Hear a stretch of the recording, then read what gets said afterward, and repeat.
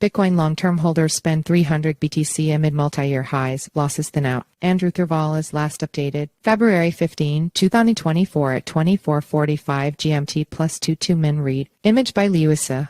Adobe stock. Almost all Bitcoin long-term holders are back in the black this week after the leading digital asset resurged above $50,000 on Monday for the first time since December 2021. That's despite a major market pullback last month following the launch of several Bitcoin spot ETFs, characterized by many analysts as a sell the news event. In fact, on-chain analysis suggests the price pullback looked much like a classic bull market correction, according to Glassnode's February 14 market analysis newsletter. Bitcoin long-term holders cash out. The market saw a meaningful uptick in speculation in the lead-up to the spot ETF approvals in January, Glassnode wrote. In response, many long-term holders LTH transacted their coins, whether to take profits or perhaps to rebalance their holdings into one of the new ETF products. Back in November, the number of Bitcoin held by long-term holders touched an all-time high of 14,986 MBTC, roughly 76% of the network's circulating BTC supply. That includes any BTC that hasn't moved for at least 155 days. This figure has fallen by roughly 289,500 BTC in the past 3 months. Glassnode attributes the slide to an even mixture of long-term holders finally spending their coins and the tsunami of outflows from the Grayscale Bitcoin Trust GBTC since converting into an ETF last month. As of January 13, Grayscale has suffered non-stop outflows post-launch, adding up to 156,327 BTC worth $6.5 billion.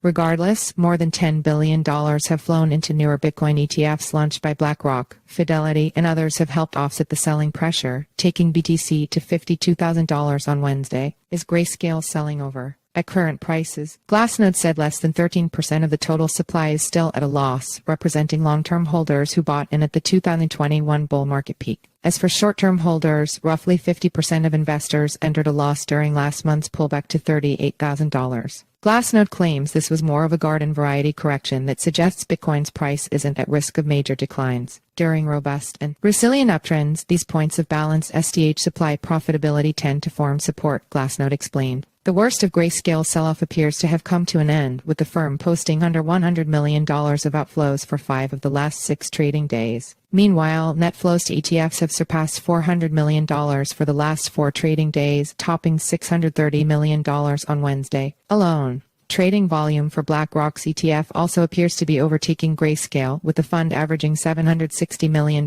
in volume per day this week. Follow us on Google News.